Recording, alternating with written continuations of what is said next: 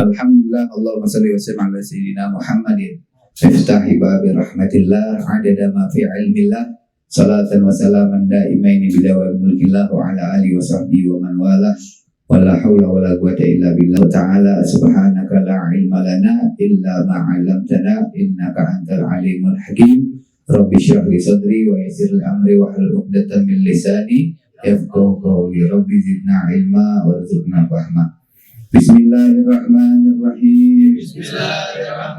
Nawaitu at-ta'alluma wa ta'lim wa tadhakkura wa tadhkir wa naf'a wal intifa' wal ifada wal istifada wal hatha ala tamassuk bi kitabillah wa sunnati rasuli wa du'a ila al-huda wa dalala ala al-khair ibtigha'an wajhillah wa mardatihi wa qurbihi wa thawabihi subhanahu wa ta'ala.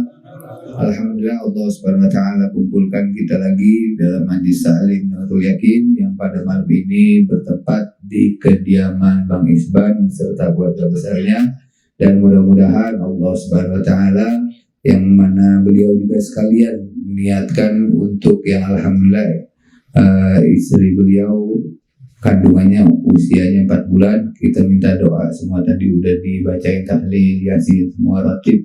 Kita berharap mumpung banyak yang aminin, mudah-mudahan hajat beliau semua dimudahkan, dilancarkan oleh Allah Subhanahu wa taala, dijaga kandungannya, kemudian nanti lahir dalam keadaan sehat afiat ibu dan anaknya, amin Allahumma amin. Juga bapaknya, amin. Repot kalau ntar bapaknya stres nggak punya duit mikirin kan. Sallu ala Muhammad. Alhamdulillah, malam ini dapat datang guru kita, saudara kita Habib Reza Al-Habsyi. Biasanya kalau malam hujan, khusus nih antum datang jadi nggak hujan nih. Alhamdulillah. Mudah-mudahan ngucurnya keringat kita di sini, mudah-mudahan ngucur juga dosa kita, diampuni dosa kita oleh Allah Subhanahu wa taala.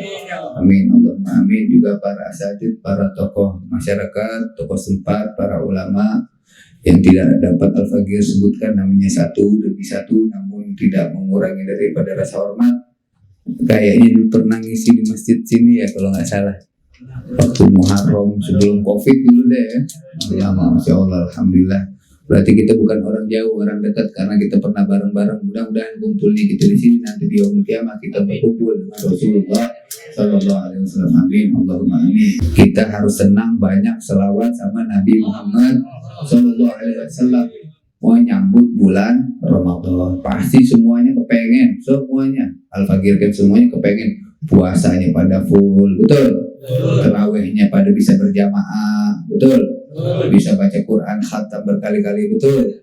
Nah ini masih ada kesempatan nih di bulan Syaban. Kalau kita mau panen kan nggak mungkin kita nggak tanam dulu, mesti kita tanam dulu. Kemarin kita tanam di bulan Rajab dengan istighfar, kemudian kita pupuk, kita sirami dengan Syaban dengan selawat kepada Nabi Muhammad Sallallahu Alaihi Wasallam. Gak bisa tahu-tahu kita panen kecuali kita siram dan kita pupuki, juga kita tebari daripada bibitnya dengan kita mendapat panen maghfirah dari Allah, rahmat dari Allah Subhanahu wa taala. Kayak mudah-mudahan dengan kita perbanyak selawat khususnya di bulan Syaban ini, ntar bulan puasa kita gak disibukin sama dunia. Dalam artian yang mau pulang kampung, misalnya mau pulang kampung ke orang tuanya atau mertuanya, sebelum puasa tuh duitnya udah ada. Mau buat beli anak baju dan segala macam, sebelum puasa tuh duitnya udah ada semua. Jadi khusus bulan Ramadan kita fokus ibadah, kita baca, kita qiyam, kemudian kita siam, kemudian kita baca Quran yang banyak, kemudian kita tarawih dan hadir ke tarawih keliling yang diadakan oleh para ulama, para habaib di masjid-masjid di Jakarta khususnya. Tidak lain tidak bukan adalah untuk menambah kecintaan kita kepada Nabi Muhammad Sallallahu Alaihi Wasallam. Kita masuk ke dalam hadis yang ke-12. Qala Rasulullah Sallallahu Alaihi Wasallam, Jalisul kubara wasailul ulama wa khalitul hukama. Hadis sahih rawahu Tabrani. Kemudian apa artinya?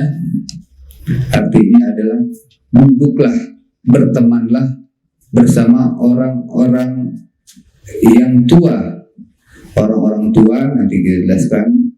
Wasa'ilul ulama, bertanyalah, sering-seringlah bertanya kepada para ulama. Wa khalitul hukama, dan juga bergaulah dengan orang-orang ahli hikmah. Maknanya apa? Jalisu.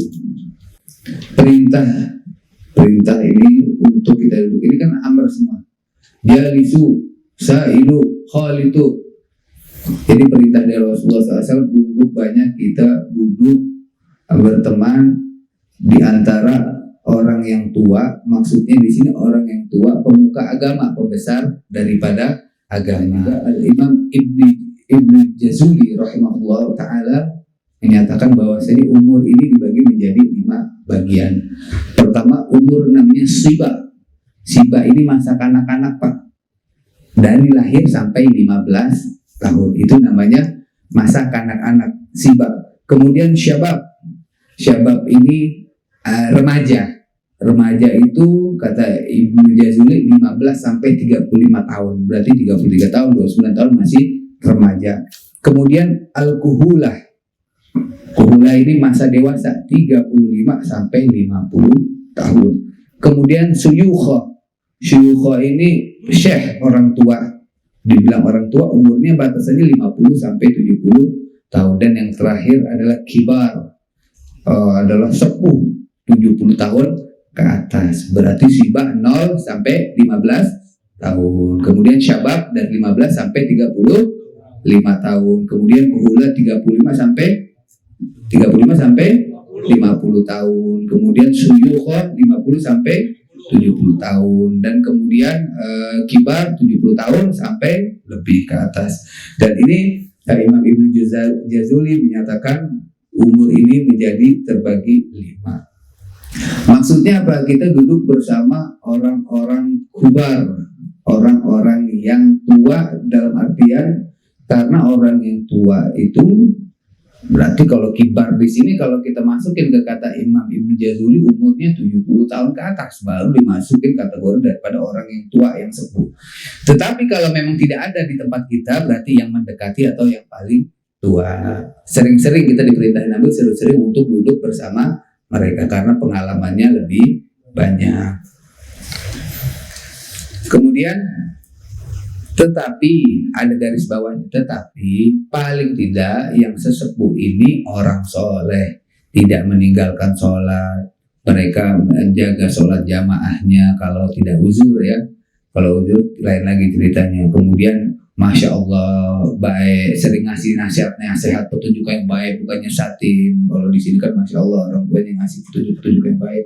Kan ada di sebagian tempat ngajarin mungkin yang enggak, mungkin maksudnya udah tua, bukannya benar malah ngajakin udah lu ngapain sholat, mendingan di sini aja main, misalnya begitu. Tapi mudah-mudahan di tempat sini nggak ada yang kayak begitu. Dalam artian yang tua di sini tapi menuntun. Maksudnya Rasul ngajak kita sama orang tua karena orang tua ini pandangannya jauh, tapi orang tua ini orang tua yang bisa dikatakan soleh. Meskipun dia tidak terlalu banyak punya ilmu, tapi dia dekat sama ulama dulunya. Sore pengajian ke Kiai Syafi'i Azami, terus kemudian sering ngawal misalnya ke Habib Ali Kuitang, kakek-kakek kita misalnya, ataupun ke namanya Allahumma sholli ala Muhammad, ke Habib Ali Bungur misalnya. Orang tua yang udah sepuh itu dulu sering hadir pengajian mereka misalnya. Dan ini maksudnya apa? Kita kalau ingat sama orang tua ini, mesti biasa orang tua itu ngasih nasihat yang baik. Lu jangan begini dah, begini ntar jadinya begini. Karena pengalamannya lebih banyak. Lu nggak usah ikut ke sini, lu nggak usah ikut ke sono, lu mendingan ikutin para ulama misalnya. Nah ini artinya apa? Orang soleh ini, orang yang tua ini, tapi orang yang soleh tidak menyesatkan daripada kita. Bisa ilu, bertanyalah engkau kepada ulama, artinya minta penjelasan, minta pemahaman, dan minta jawaban. Tentunya kita bertanya sama ulama dengan momen yang tepat, waktu yang tepat, dengan adab, dengan akhlak. Kalau misalnya ulamanya lagi jalan, kiai lagi jalan, atau kita nanya hukum nggak pas, lagi jalan, nah kecuali dia udah duduk, kemudian santai, kita mau tanya, itu izin dulu, Pak Kiai, Pak Ustadz, saya mau izin bertanya, bagaimana, boleh nggak? Kalau boleh saya mau nanya, ya silakan. Nah, kalau dipersilakan nanya. Nah, jangan langsung kita main tanya-tanya aja. Akhirnya juga satu tidak memenuhi daripada adab, kemudian takut nanti jawabannya kepotong. Akhirnya kita salah tangkap, salah paham. Ntar kita bilang, oh kiai ini bilang begini nih hukumnya boleh. Padahal kita ini dengarnya setengah-setengah. Akhirnya kita nyalain ulama. Nah makanya maksudnya di sini sa'ilu. Mintalah penjelasan, pemahaman, dan mintalah jawaban sebisamu, semampumu dengan penuh adab dan akhlak. Dan ulama di sini apa sih ulama di sini? Mereka yang mengerti tentang yang halal dan yang haram. Dia tidak berani menjual agamanya demi dunia. Kan tidak sedikit sekarang mereka menjual agama demi dunia. Gitu. Jadi benar-benar mereka yang khalisin. Mereka ulama-ulama yang ikhlas di jalan Allah Subhanahu wa taala. Jadi ulama yang masya Allah, yang istiqomah. Memang ada ulama yang gak istiqomah? Ya ada, karena Nabi Muhammad SAW yang menyatakan, aku ini tidak terlalu takut sama Dajjal, tapi yang aku takuti satu lagi dengan ulama su. Nah ini memang Nabi Muhammad SAW, artinya khawatir ulama. Kalau ulama su ini kan mereka tahu ilmu, tetapi ia tidak mau mengamalkan. Mudah-mudahan anak-anak kita nanti dijadikan ulama oleh Allah Subhanahu wa taala yang mengamalkan ilmunya dan mendapat menggembirakan hati Nabi Muhammad SAW. Kemudian bercampurlah engkau, duduklah engkau wa khalidul hukama, dan duduklah engkau bersama orang-orang ahli hikmah. Ahli hikmah, bukan hikmah yang sekarang. Kalau hikmah yang sekarang kan kalau misalnya ada ketempelan datang ke orang ahli hikmah, nggak senang sama orang datang ke orang yang bisa ngehikmah. Bang, Pak Ustadz tolong kerjain nih, saya nggak demen namanya di kerjaan saya, kayaknya dihasutin mulu, tolong ini fotonya Pak, ini fotonya Bang, coba Bang, saya udah pegel gak kuat sama dia. Bukan hikmah yang begitu, tapi orang-orang yang hikmah, orang-orang yang bijak, orang-orang yang mana kalau kita memandang wajahnya juga mengingat kepada Allah Subhanahu wa taala.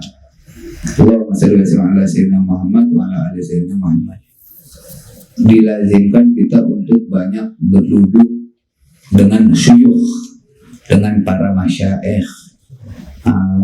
Kita nih sekarang mungkin banyak tinggal duduk sama para ulama, para masyaikh. Sekarang duduknya sama handphone aja, duduknya sama cangkir kopi, duduknya sama game.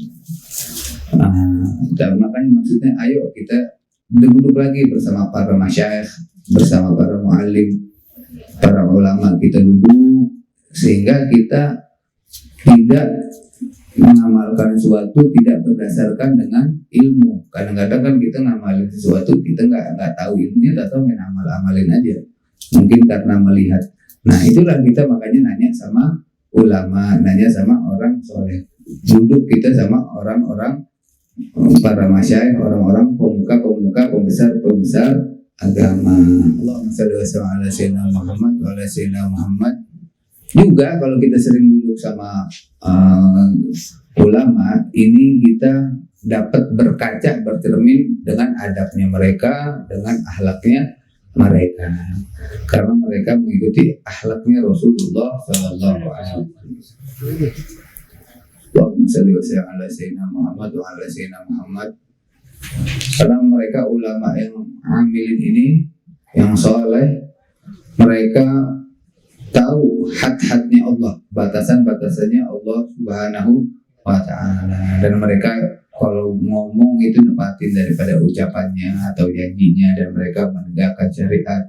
Mereka ulama tersebut jika dipandang wajahnya kita jadi ingat dosa. Nah ini baru ulama. Kalau kita melihat ulama, kita yang melihat ya Allah banyak dosa, ya Allah pengen tobat. Nah alhamdulillah di gereja kan, kita ingat melihat di gereja nih, ya Masya Allah jadi pengen tobat, jadi pengen nambah lagi, ya.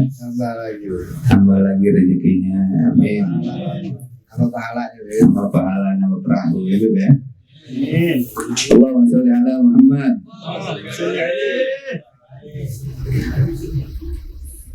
Dan Allah Subhanahu wa taala menyatakan di dalam firman-Nya di dalam surat Al-Anbiya, Fas'alu ahla dzikri in kuntum la ta'lamun. Maka bertanyalah kepada orang yang berilmu jika kamu tidak mengetahui. Nah ini jadi jelas dari Rasulullah SAW menyampaikan kepada kita untuk banyak duduk dengan ulama, sama orang yang berilmu, sama orang alim jika kamu tidak mengetahui. Quran surat Al-Anbiya ayat 7. Allahumma shalli wa sallim ala sayyidina Muhammad wa ala ali sayyidina Muhammad. Kemudian bergaul kita dengan orang ahli hikmah,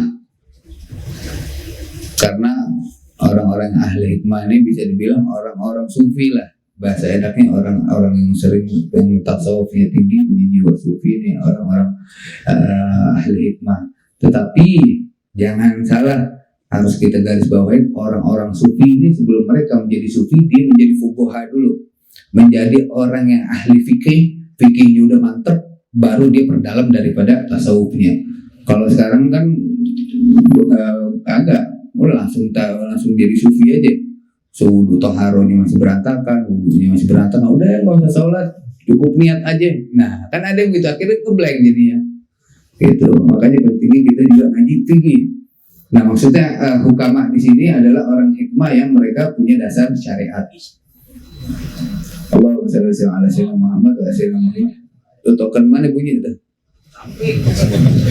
Tuh kayaknya waktunya udah habis tuh kalau ada bunyi token. Sedikit lagi. Duduk bersama para ulama ini, kenapa? Mendekatkan kita dengan rasa syukur kita, tambah rasa syukur kita kepada Allah Subhanahu wa taala, karena ulama ini mengamalkan bagaimana ia mensyukurinya. Kan nggak sedikit ulama yang kalau kehilangan barang yang berharga itu biasa aja.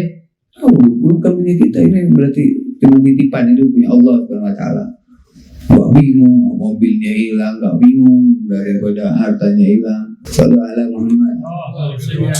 Gak mikirin kehilangan barangnya apa. Jadi kita nambah rasa syukur pada Allah Subhanahu wa taala. Dan kita ingat, nah, beliau tadi nyampaikan ya kan, ingat kalau maksiat, ingat orang-orang yang udah meninggal ya Beb ya. Ingat jangan nyusahin mereka gitu. Jadi kita melihat ulama ini, kita ngerasa takut kalau mau melakukan maksiat, ada remnya begitu kurang lebih. Kalau kita sering ketemu semakin banyak remnya, kalau jarang ketemu lost, jebol remnya gitu, belum ya itu semuanya. Ini buat kita semua, termasuk dulu buat al-fakir pribadi semua. Ini kita kalau melihat wajah orang soleh ini jadi adanya rem. Kemudian kalau kita duduk sama orang pembesar agama, pemuka agama, itu dapat membuat kita menjadi zuhud, membuat kita takut meninggalkan yang wajib, kemudian yang sunnah kita nggak berani tinggalin yang kita tahu ya, kemudian yang remeng-remeng, yang syubhat nggak berani dilakuin. Ini salah satu daripada duduk bersama pemuka agama. Kemudian apa? Kita kalau sering ketemu sama ulama ini, muka menjadi lebih terang, lebih bersinar, berkilau, berseri-seri. Masya Allah, dilihatnya enak. Meskipun orangnya hitam, tapi kalau dia cinta sama ulama, wajahnya enak dilihat. Kita lihat Sayyidina Bilal kurang hitam kayak gimana, tapi Sayyidina Bilal dicintai oleh Rasulullah SAW. Artinya apa? Allah tidak melihat daripada bentuk, ganteng, dari warna kulit, tapi kesolehan, kecintaan kepada Nabi Muhammad Sallallahu Alaihi Wasallam. Makanya apa? Dekat sama ulama bikin cahayanya kita kecipretan, yaitu asalnya adalah cahaya tersebut dari Nabi Muhammad Sallallahu Alaihi Wasallam. Makanya ada ulama yang kategorinya ada semua di sini. Misalnya Al Habib Ali bin Sahil Selipi. Beliau ya tua juga, 80 lebih, ilmunya ada juga. Kemudian orang Masya Allah hikmah juga ada. Banyak ulama kita juga yang memiliki kriteria 3 ini. Nah, itu lebih mantap lagi kita ya. Kalau ketemu yang satu tapi lengkap semuanya, mumpuni yang ada. Mudah-mudahan anak-anak anak-anak kita dijadikan anak-anak yang soleh dan soleha. Kemudian anak-anak kita menjadi anak-anak yang menghafalkan Al-Quran, menjadi anak-anak yang dapat menggembirakan hati Nabi Muhammad SAW. Dan mudah-mudahan kita selalu diberi kesehatan oleh Allah Subhanahu Wa Taala, dan mudah-mudahan yang belum nikah, amin, Allah kasih daripada jodohnya, amin, amin. Allah membiarkan pada nggak mikirin deh, mudah-mudahan yang udah nikah biar nambah, yang udah nikah biar nambah, ikutin jejaknya beliau nih, masya Allah.